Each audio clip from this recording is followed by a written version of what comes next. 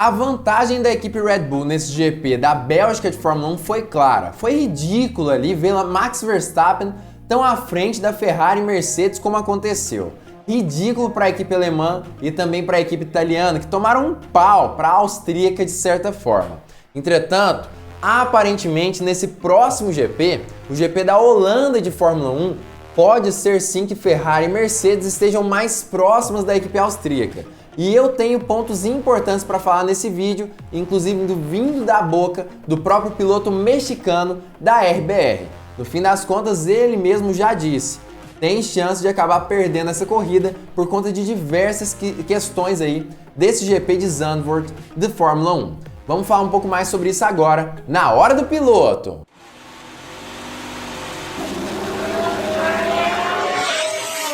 Esse GP da Bélgica de Fórmula 1 foi completamente impressionante, principalmente por trazer ali um Max Verstappen sem limites, vamos dizer assim.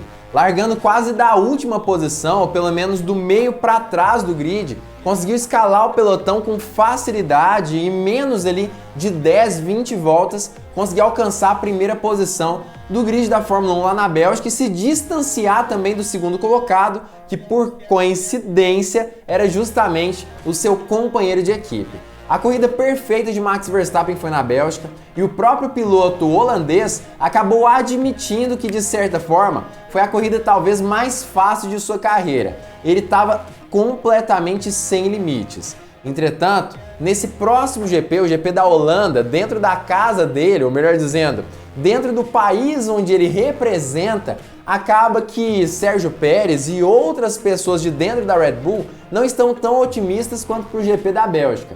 Aparentemente, algumas características da Holanda podem ir contra o carro da RBR e podem também acabar jogando muito a favor de Mercedes e Ferrari. E é sobre isso que nós vamos falar nesse vídeo. Não se esqueça de deixar o like aqui embaixo antes e também se inscrever ativando o sininho para todas as notificações para fortalecer esse canal cada vez mais. 3 a cada 10 pessoas são inscritas nesse canal. Não faça parte dessas 7 outras. Já se inscreva e ativa o sininho para contribuir com a Hora do Piloto e não perder vídeo novo. Enfim, para a gente entender o porquê talvez a Red Bull tenha uma certa desvantagem para esse próximo GP, o GP da Holanda, ou pelo menos tenha menos vantagem do que na Bélgica, a gente precisa entender exatamente o porquê a Red Bull teve tanto desempenho interessante nesse GP de Spa-Francorchamps. Aparentemente, segundo as fontes que eu tenho lido e até mesmo algumas entrevistas com os dirigentes da equipe austríaca, o que acontece é que as grandes elevações do GP da Bélgica contribuíram para fazer com que o RB18 tivesse um ritmo muito melhor do que o F175 da Ferrari e o W13 da Mercedes, simplesmente por conta das características do carro. Aparentemente, assim como acontece nos outros anos da Fórmula 1, nos anos anteriores, a Red Bull continua tendo um pouco mais de facilidade de ter muita velocidade mesmo com o carro um pouco mais alto. A tendência da Red Bull desde os últimos anos era, por exemplo, utilizar um rake alto, ou seja, a traseira do carro ficava muito acima do nível do solo. Nesse ano a situação continua acontecendo, numa intensidade muito menor, mas continua acontecendo. Justamente por conta disso, o conceito da Red Bull consegue ter sim um trabalho interessante, um desempenho bom, mesmo um pouco mais distante do solo. E aparentemente é aí que está o segredo para o grande domínio de Verstappen nesse último GP do fim de semana. Claro que eu já expliquei sobre isso em alguns outros vídeos, mas não custa falar mais uma vez para quem não os viu e, claro, não entende muito bem desse assunto. Vou usar esse controle remoto aqui para dar o exemplo. No fim das contas, por exemplo, na subida da Eau Rouge, o carro vem em uma velocidade altíssima e no momento em que ele começa a subir a Eau Rouge, existe uma pressão que acontece de cima para baixo contra o carro. Essa pressão joga o carro contra o asfalto, o que facilita, de certa forma, o controle do piloto, mas também acaba pressionando esse carro, esse bólido, contra a pista, o que faz com que diversas equipes que utilizam uma altura um pouco menor dos seus monopostos acabem sofrendo justamente porque o assoalho toca o chão, o que gera um certo prejuízo em desempenho e claro que também pode causar algum tipo de quebra nesses carros. Ferrari e Mercedes utilizam justamente um carro mais baixo. Já a Red Bull, que tem uma facilidade em ter um conceito de carro um pouco mais alto, conseguia, mesmo subindo a altura do carro, ter um ótimo desempenho em todas as curvas do autódromo. diferentemente do que acontecia com a Ferrari e Mercedes, que precisavam subir a altura do carro e por isso perdiam muito em desempenho. E isso quem disse foi Christian Horner, Max Verstappen e outros pilotos, inclusive o próprio Sérgio Pérez. Olha o que o piloto mexicano falou na entrevista. Acho que tinha o carro mais rápido hoje, especialmente Max, estava impressionante. Durante todo o final de semana, especialmente na corrida, estava apenas em outro nível. Então isso é ótimo ter, você sabe, mas acho que é uma pista bastante específica. Acredito que quando voltarmos para Zandvoort, teremos a Ferrari e Mercedes de volta na briga. E é exatamente o que eu disse que Pérez acabou externalizando na sua entrevista.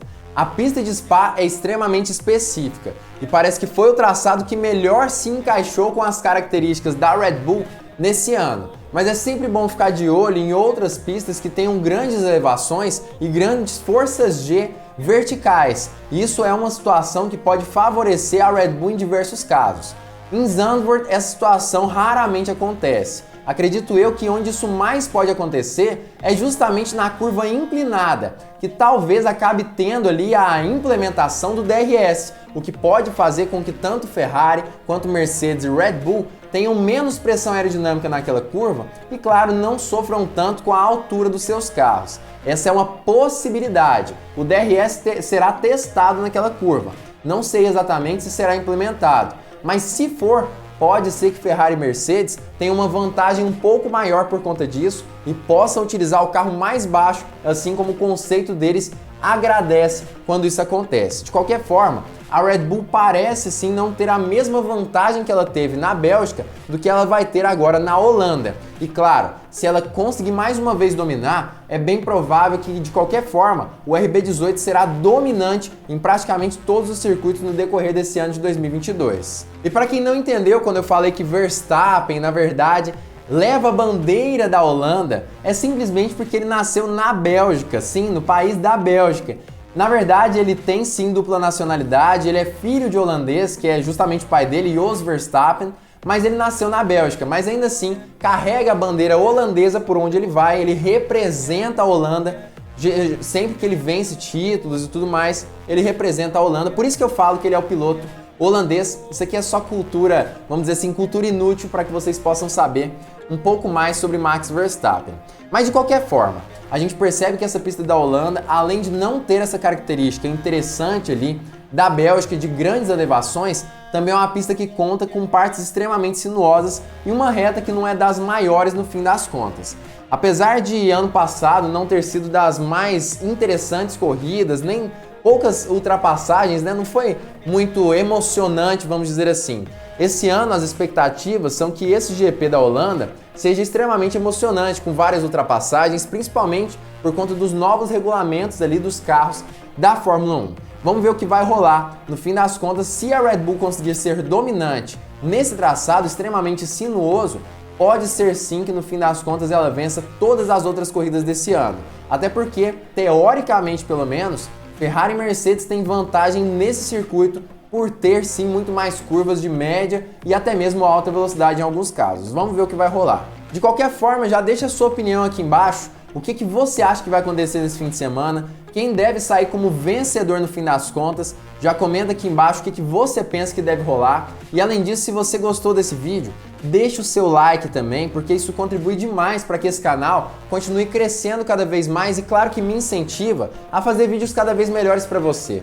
E outra coisa, se inscreva através dessa bola que está aqui no meio da sua tela e também acesse esses 2 outros vídeos que o YouTube está indicando especialmente para você. E claro, fique ligado porque muito em breve nós teremos mais uma Hora do Piloto!